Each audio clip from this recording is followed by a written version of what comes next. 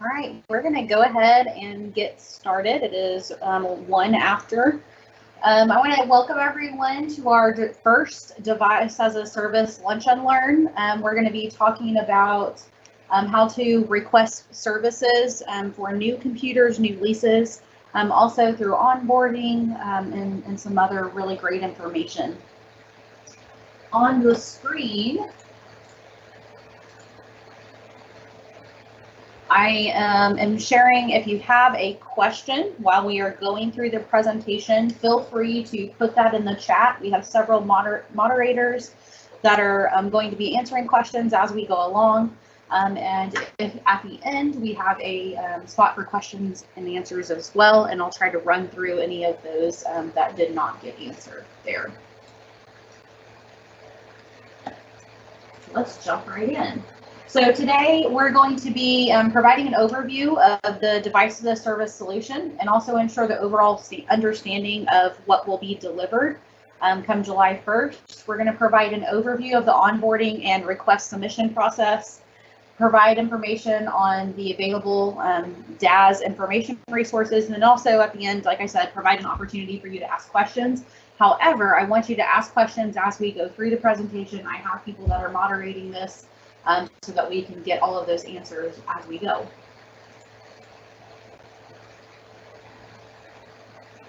So we are going to be talking about the onboarding process and also how to order a new device, how to refresh a device if you are in a current lease. We're also going to talk about how to request support for an existing device, completing the request forms and what that entails, and then also the review and approval process. So some of those, we're going to talk about what you do today and what it's going to look like in the future and how those things are different. All right, so Device as a Service, also in industry, it's called PC as a Service, so you may hear it called that as well. But it's essentially where a monthly service fee is charged to support a device, hardware, and also services on that device as well. So all the way from the deployment of the device, configuring that device, the tagging and asset tracking, the disposal and refresh, whatever is required by your agency, that disposal mechanism, and then also break fix support while you are using the device for the term of the device life. So why are we moving to a Device as a Service model? Last legislative session, Senate Bill 583 was passed, and it requested for OMES to initiate an RFP for the ongoing maintenance and support of desktop and management systems for all state agencies. So we did an RFP, we reviewed those and evaluated those responders, and then based on the importance that was placed in the bill, we did select a vendor called NTT Data, and we're going to talk about the solution that they're going to be providing starting July and subsequent months as well. So one of the very attractive things about Device as a Service is it's very cost effective. It's a monthly subscription model where we can flex up and flex down what is needed for the state. We also, the vendor provides this secure disposition of devices at the end of the life, whether it's a DoD wipe or your agency requires something different. They have committed to make sure that we're meeting those requirements. We also will have 24/7, 365 support that we necessarily have today. So that's very exciting that you'll be able to call at any time and be able to get the support that you need. We also have tech centers and self-service lockers, and we'll actually be talking in more detail about those in our second Lunch and Learn, which will give you the date and more information about that at the end of this presentation. And then also vendor managed bench stock. We don't have bench stock today. Each agency is kind of left up to themselves on managing their own bench stock. In this model, the vendor actually manages the bench stock and is able to pull items off the shelf and deliver them a lot quicker than what we are experiencing today. So NTT Data, NTT is an industry leader in this field. When we were going through the evaluation process on the RFP, we did a lot of reference checks. One of the things that was very important for us is that the vendor that we selected did this on a large scale for an entire state, not just one state agency. And so that was one of the things that really sold us on NTT, is that they've done this before in the entire state of Georgia, and other states as well. But we specifically spoke to Georgia. They had very great things to say about NTT. And the other thing about NTT is that all of these jobs are that will be supporting us are located in Oklahoma. So it is still Oklahoman serving Oklahomans. And then also that dedicated 24/7, 365 support. We're not having to wake somebody up in the middle of the night to get service on a device or something like that. We truly have that 24 hours a day support. So what's in scope? NTT will be doing the asset tracking or management of those hardware and also the software. We have a very great tool that we've been working on implementing with them called Flexera. And so it's going to keep track of all of that inventory for the hardware, but we're also going to start looking at that software inventory to make sure that we're staying in licensing compliance and that type of thing. They're also taking over that initial troubleshooting and support for Office 365 and Windows. So if you have questions about Office 365, how do I do something, all of that type of stuff. So those will also be going to NTT as well. Also that tier 1 call center support for the service desk, specifically for devices. So when you call the service desk and you press 3 because you're having computer issues, then those will be sent directly to NTT and they will help you on the phone right there.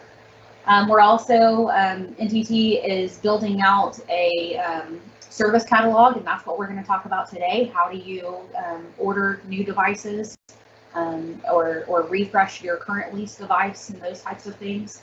They're also will be doing field services and desktop engineering, so that's your desk side support. If someone is going to be dispatched to your desk or wherever you are in order to fix your device or anything that's needed. And then also supply chain, which is the ordering and inventory management. So that's the bench stock that we talked about that we don't currently have in Oklahoma. So what kind of devices are we talking about? We're talking about compute devices. So our laptops, our desktops, and all of those peripherals that plug into them. So our docking stations, keyboards, mouse, and monitors. NTT Data will not be taking over mobile devices. And that includes smartphones, iPads, and any of that type of stuff. OMES will still maintain ownership and support of those types of things. So you're still going to call the service desk for support on those items. They will just be routed internally to OMES staff rather than over to NTT. So as I mentioned, the way that you request support is not going to change. You're still going to contact the service desk at our standard phone number.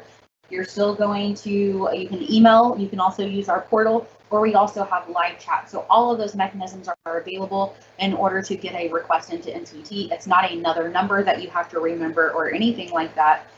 You're still going to, they are seamlessly integrated into our process. So let's talk about how the services are going to be delivered. So you're going to submit a request just like you do today, whether it's through the phone or portal or email or through chat. And it's going to be routed. Eventually, it'll all get over to NTT, whether it comes through email and chat. OMES will classify those and get those over to NTT in our queue. Like I said, they're fully integrated into our system. That includes our ticketing system. So it's going to be very easy for us to work together, transfer tickets, and collaborate. So they're going to first review and analyze those requests. What is it that's really being asked for? Is more information needed? They may reach back out to you guys, out to the customer to gather that information. And then they'll get that over to that tier 1 work group, and they will start trying to resolve the issue. And most of these will be done remotely. The goal is to get most of these tickets resolved remotely rather than having to send someone out to desk side. They have to drive out to your site, or even if they're on site there. So 75% of our issues we're hoping will be resolved by that tier 1 work group. They can remote into your machine to install necessary software, troubleshoot issues with you, whatever that is needed.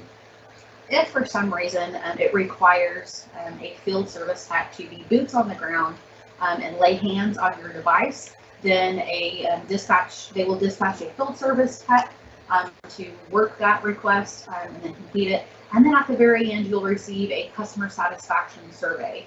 I really encourage everyone to complete those. I know sometimes it feels like, why am I going to complete this? Is it really being looked at? We look at all of our customer satisfaction surveys, so please make sure you're filling those out. And we do strive, and NTT is also striving for a 90% or greater customer satisfaction level. So some of the things that will stay the same, we'll still have dispatch field support if that is needed, and that is always available. We also have the option for embedded field support if your agency has requested that.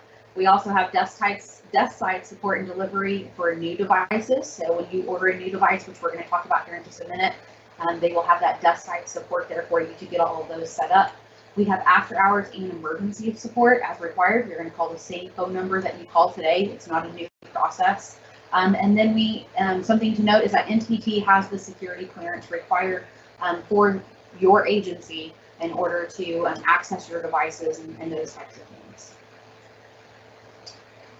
So we're going to talk more about the tech center in our next Lunch and Learn, but this is kind of just a high level introduction. So over in the Capitol complex and across the hall from the Concourse Theater, we will have a tech center set up.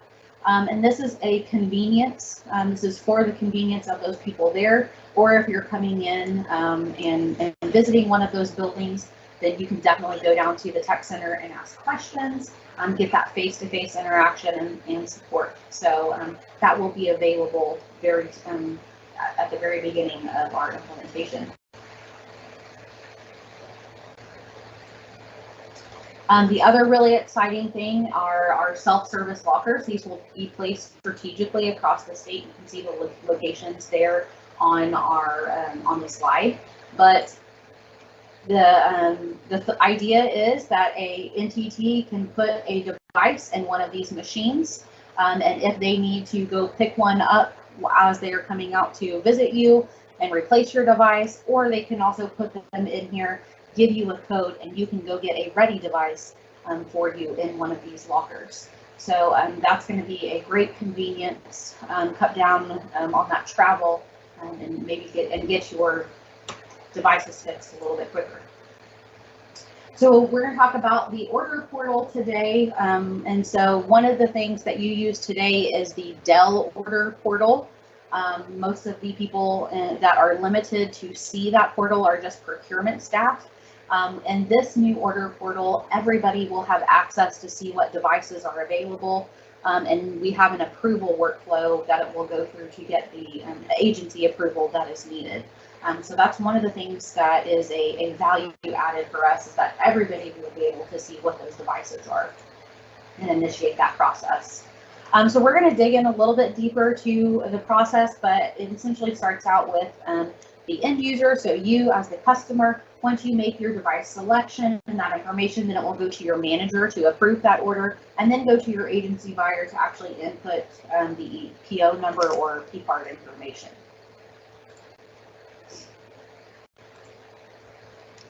Throughout this process, you'll be able to check your order status. But one of the very exciting things is that new devices will be delivered within 72 hours if you're within the metro, and 96 hours if you are remote. That is a drastic decrease from what we're experiencing today.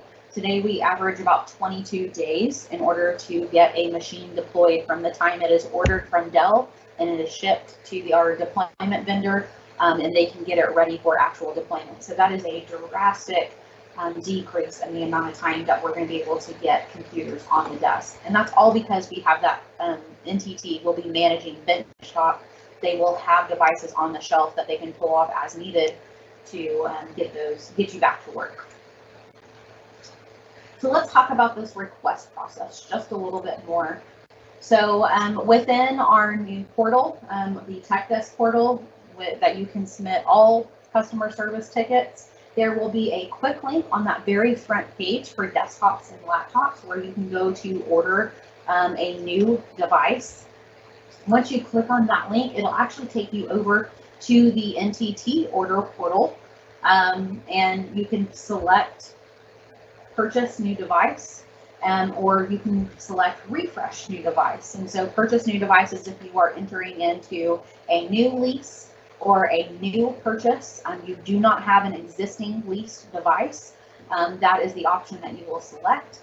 If you have an existing lease device and you need it refreshed because you're at the end of your lease time, then you will select refresh device. That's a little bit different process on the back end, considering what we have to do in order to get that current lease device returned to the manufacturer.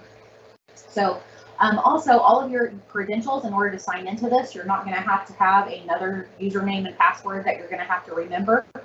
This is going to be synced with your Active Directory, so your same information that you log onto your computer with, it will log you in here to this portal as well. So we're going to talk about how to purchase a new device first. So the first thing that you're going to fill out is the contact information.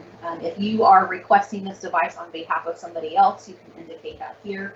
Also the contact information, so where they can call you if they have questions, what agency you're from, and also a requested delivery date if you have a requested delivery date. And then you will get to select your device. So this is showing just the standard devices for you to choose from. These are the approved device models from OMES. So you'll be able to select from those approved standard devices. If you need a device that is not on the standards list here, you will still have to submit the exemption process through Informer, and those will be submitted through a service desk ticket since they are not one of our standard devices. So this will make it a lot quicker to get those standard devices ordered. You can select view details to see more information about that device and then get some specifications if need be. To select the device you want, you simply select the checkbox and then hit submit. And that takes you over to select your accessories. So the accessories on this page are determined by what you selected in the previous for your device. So it does a lot of the thinking for you. You don't have to go do a lot of research about what accessories you need. If you need the complete setup, then you can select everything that you need here. If you're going to keep your current monitors and you don't need new monitors, then you can unselect that. So you have kind of some options here, but they've done a great job at kind of limiting your options so you don't have to filter through all the accessories, even if they won't work with the device that you've selected. If no accessories are needed, you're keeping all of your current stuff, then you'll just uncheck all of the boxes and you can hit submit. One of the very important things to keep in mind is a lot of the docking stations are changing over. So if you have a fairly older system with a docking station, more than likely you're going to have to buy a docking station and some additional cables in order to hook those up to your existing monitors if you're going to keep those. So once you select your accessories, then you're going to let us know where you need this delivered to. We've had a lot of people doing a lot of moving and a lot of working from home and that type of stuff. So you're going to do that here on the location information and tell us where that device needs to be delivered. And then the approvers page. So the approvers will be automatically populated based on the information that is in PeopleSoft HCM. So your supervisor, based off of what is in HCM, will be populated. And then also the agency buyers have been populated based off of what your agency has told us. If for some reason, because not all agencies use the supervisor field in HCM, if that is not populated for you, then you can select who your supervisor is in that field. Once that is completed, you'll have an opportunity to review your order, make sure everything's correct, and then you can submit it when it's completed, and you'll get a confirmation message to let you know that your order has been submitted for approval. So it still has to go through the approval process before it's actually ordered, and that your manager will actually get an email to let them know that there is something out there for them to approve. They can select the link there, and it will take them directly to their queue to approve this request. So once they log in, they can see that there's something waiting on them, and then approve that request if need be. Once they approve it, if they reject it, then it will send a notification back to you to let you know that your manager has rejected the request. And they also have the opportunity to see where it is in the process as well. If a PO has not already been requested in ePro, this is probably the point where your manager will need to initiate that process. And that is really up to the agencies. Every agency does it different. So if you do a PO for every single device order that you do, then you can do that. Some agencies do a open PO at the beginning of the year, and then use that. And once they run out of that, they may do a change order. So that is completely up to the agency and how you manage that and how you order devices. So once your manager approves, then it will go to the agency buyer, where they will have to enter the PO number that this device or that this device will be billed back to. So let's talk about refreshing a device. So remember, refreshing a device is where you currently have a leased device and you are at the end of your lease cycle and you need a refresh. So you will select the refresh device option on the very first page, and it's going to come in here and ask you some different questions. It's going to ask you about your existing device, how your device needs to be discontinued. So if your agency has special requirements, you'll be able to specify that there. And then also some additional information about the model and serial number and manufacturer of the device that is being replaced. And then you will follow all of the same steps to select your new device as the initial order process.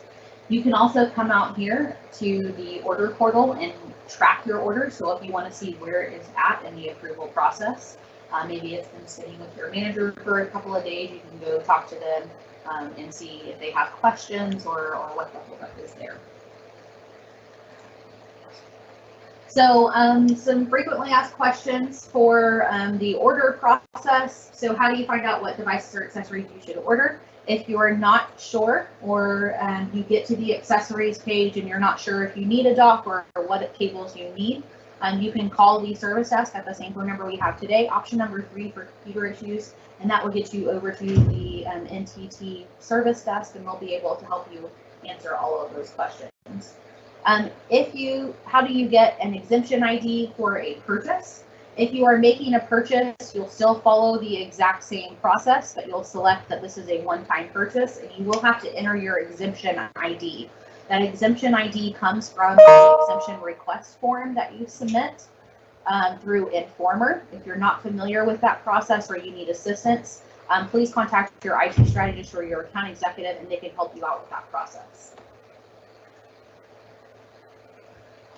So what if you need to request new devices for 10 or more users? Usually if you're trying to order 10 computers, that's going to take a little bit more coordination.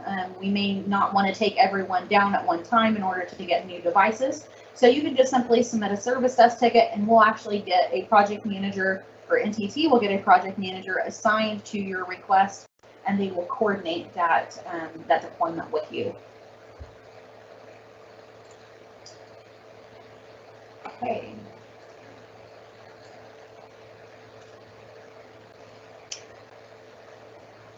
All right, so now we're going to jump into another request type, which is for new employee IT onboarding. For the most part, this process is not necessarily going to change. However, if you need a new device, we're going to talk about where you do that in the IT onboarding process. So the first step in the IT onboarding process is that the employee ID gets created after an acceptance of their offer. The hiring manager or HR initiates the new hire setup onboarding form, which we're going to talk about the form here in just a couple slides. And then once the form is submitted, then they will determine how a device needs to be deployed, whether it's a brand new device or there is a device currently in that agency's inventory that's going to be used, and then they will initiate the process. So in the Tech Desk portal, which is where you submit tickets, in order to go to the new employee onboarding form, you'll simply make a request, and then go to the employee support section. And one of the options there is to a new employee onboarding.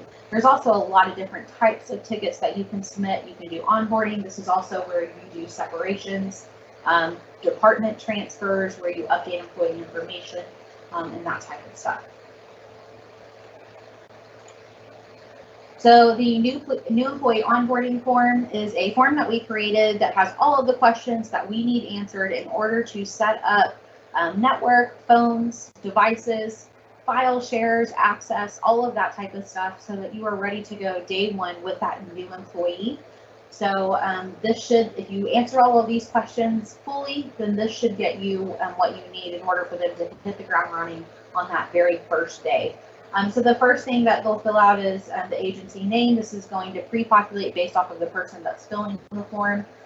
So that should fill in for the most part. They'll need to put in the employee's name, and then also the employee ID. The employee ID comes from PeopleSoft HCM, so that will have to be created before the new employee form can be generated. You're also going to tell us what type of employee this is, whether they are a state employee, meaning they are paid directly by the state of Oklahoma, or they are a contractor, meaning that we've signed a contract with them or an agreement to work on behalf of the state of Oklahoma. You will also let us know the start date.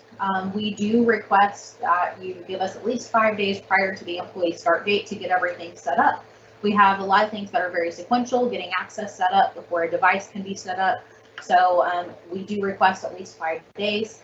There are instances we know where you don't have 5 days, and so that's okay. Go ahead and submit those just as soon as you get the information. But for the most part, try to give us at least 5 days to get all of that access set up. You're also going to let us know the employee's location. That does depend on, or does determine some of the access that we set up, so we do need that information as well.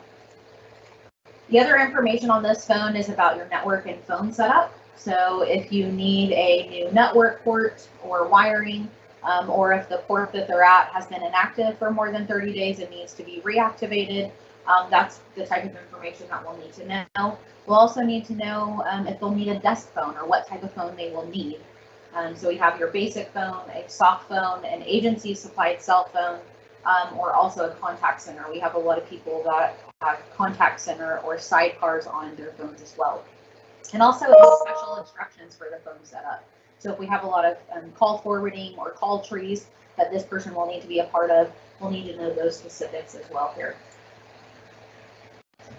And then also your workstation specifics. So let us know if there's already a computer in the office, or if you already have a computer that will need to be deployed, or if a brand new one is needed.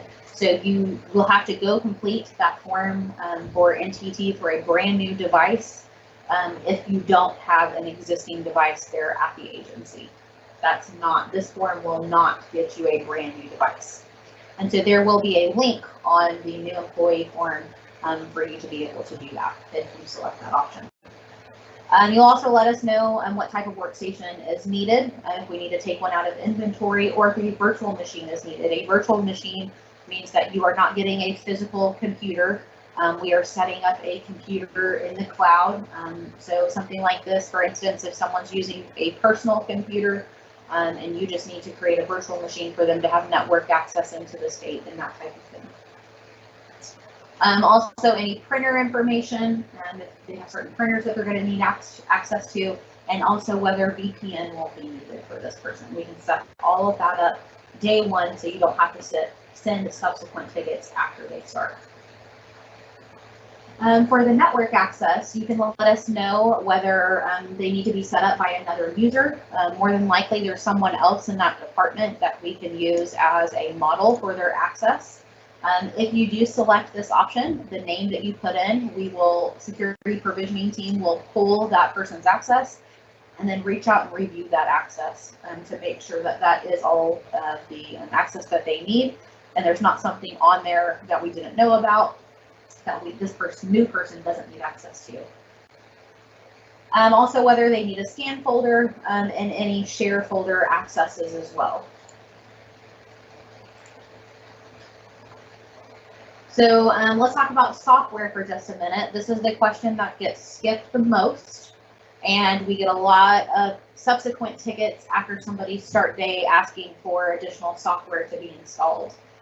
So this is where you would identify any software for that person's role that they're going to need.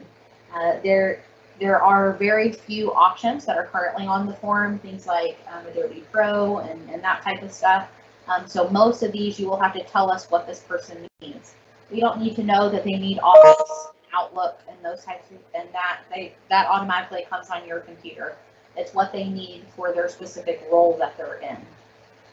Okay. And then lastly, we ask about if this person needs a mobile device, and if they do need if they are going to have a mobile device, then they will have to have Mobile Iron installed on that, and there is an additional cost to Mobile Iron. And that is a state policy that requires all state-issued mobile devices to have Mobile Iron on them. So that's not necessarily an option. If they are receiving a work-issued device, then they should have Mobile Iron on them.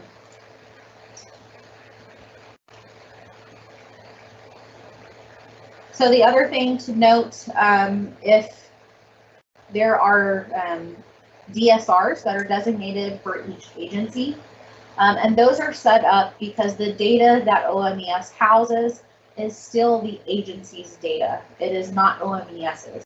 So each agency has to designate somebody that is responsible for ensuring that the people that have access to that information are the people that need access to that information. So a DSR is your decentralized security representative, and they are designated by your agency director to be able to approve those requests. So if the person that is submitting the employee onboarding form is not a DSR for your agency, then our security provisioning team will reach out to your designated person and request for approval. So once the new employee form is completed, and if a brand new computer is needed, then the device request can be initiated on the same way that we just showed you, where you select the desktop and laptops and go through the wizard there to order a new device.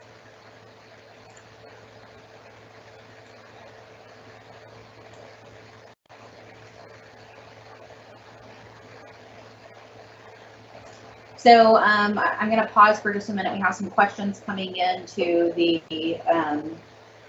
chat about the employee onboarding process, and it's about the 5 days and how do we request that when they don't get a new employee ID until their very first day. You can actually set up the employee's profile in HCM prior to their first day, and you don't have to fill out all of the information. You just have to fill out the required fields, and then an employee ID is generated. And then you can come over here and put it into the new employee IT onboarding form.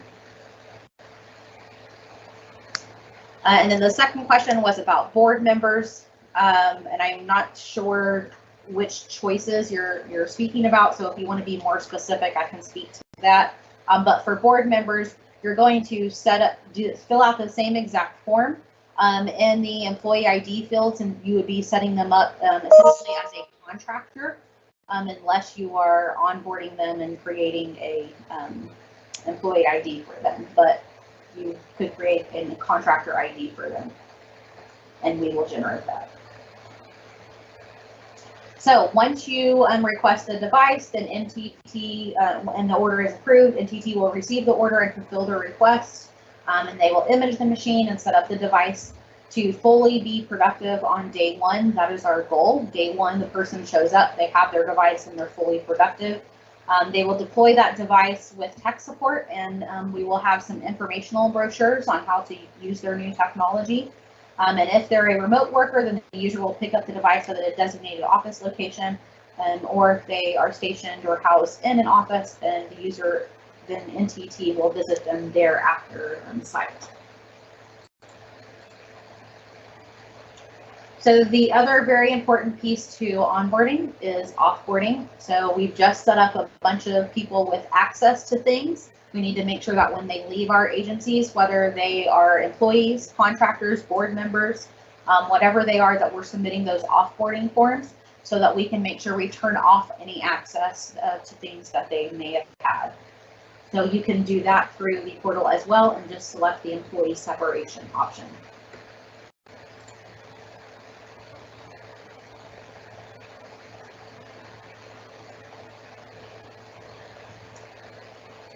So let's talk about some, we have an additional Lunch and Learn coming up next week on June 25th. We're going to be talking about the tech centers and the self-service lockers. Very, very exciting. These are two new product features that we haven't had before, so we're going to talk to them in detail, help you learn a little bit more about them and how they can service you, especially if you're out in the field or in that Capitol complex area. Going to be great resources for you and a great convenience as well. We also have a resource page on our website, and we will be sending out this PowerPoint presentation, so you will have that link there. And you can also stay tuned for upcoming newsletters. We send out newsletters every so often with updates and what's going on. And if you need more information or you want to request a process demonstration or anything like that, please reach out to your IT strategist. We have been in constant communication with them, and if they can't answer your question, then we can definitely bring on our partners and be able to answer those questions for you. So we're going to go into Q&A. I'm going to pause here for just a little bit and let anyone that has any questions put those in the chat for us, and we will try to answer them for you.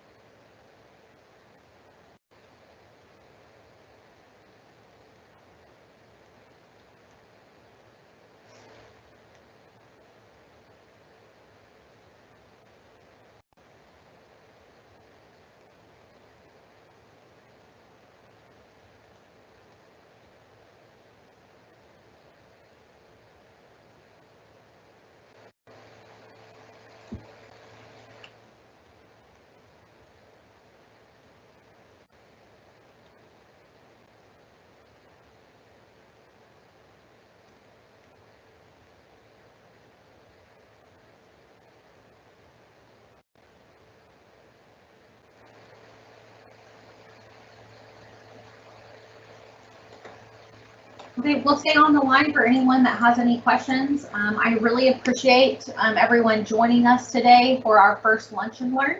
If you leave here and you have questions later, there's our Devices as a Service email address. It's daas@omes.ok.gov.